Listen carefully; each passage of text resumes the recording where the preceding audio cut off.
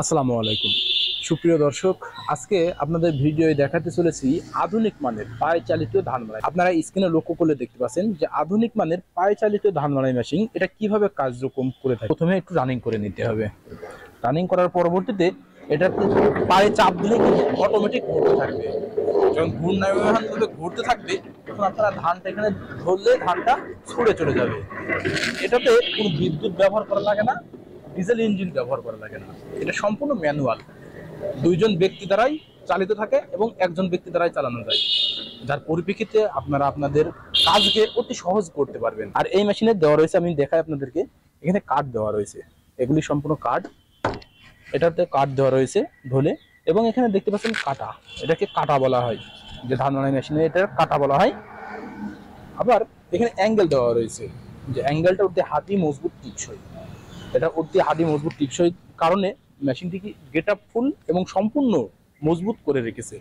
আপনারা লক্ষ্য করে দেখতে পাচ্ছেন এখানে একটা রড দিয়ে এটার যে সাইড রয়েছে সাইডটা ধরে রাখা হয়। সাইডটা ধরে রাখার কারণে কিন্তু এটা আরো হার্ডি এবং মজবুত হয়ে থাকে। আর এই ধান মাড়াই মেশিনগুলো সম্পূর্ণ হার্ডি মজবুত টিকসই হয়।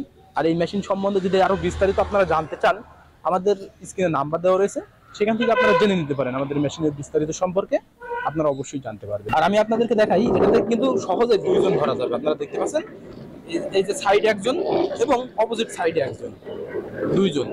আবার এটা পরিবহনের জন্য সব থেকে সুবিধা রয়েছে, আমি আপনাদেরকে দেখাই। পরিবহনের জন্য একটা রড দেওয়া রয়েছে বাঁকা করে, অপোজিট সাইডে একটা রড দেওয়া রয়েছে। এর ভিতর দিয়ে যদি আপনারা বাঁশ বা কোনো শক্ত কিছু লাঠি দিয়ে থাকেন, সেটা দিয়ে দুই পাশ থেকে ধরে সহজেই কিন্তু আনা নেওয়া করতে পারবেন। এটা পরিবহনের জন্য সব থেকে সুবিধা।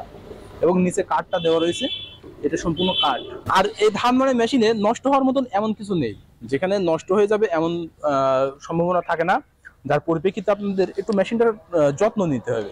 এই যে আমরা দিয়েছি দেখেন, এখানে একটু মোবিল দেওয়া রয়েছে, পোড়া মোবিল। আপনারা চাইলে পোড়া বা কাঁচা যে মোবিলগুলো থাকে সেই মোবিল দিয়ে আপনারা কিন্তু এই প্যানিয়ামটার যত্ন নিতে পারেন।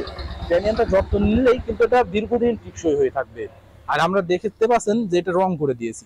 এইভাবে যদি আপনারা সিজন শেষে আপনারা যখন ব্যবহার করবেন, ব্যবহারের পরবর্তীতে যদি আমরা রং করে রেখে দিই, এটা কিন্তু আরো দীর্ঘস্থায়ী টিকসই হবে, যেটা ঘুণে ধরবে না, পচবে না, নষ্ট হবে না রং করে দিলে। আর যদি একটু মেশিনটার প্রতি পর্যবেক্ষণ করা যায়, তাহলে কিন্তু একটা মেশিন দিয়ে 10 থেকে 12 বছর ব্যবহার করা অতি সহজ হয়ে যাবে। আর এখানে দেখতে পাচ্ছেন অনেকে এটা বলে থাকে যে এটা কিভাবে তৈরি করা হয়।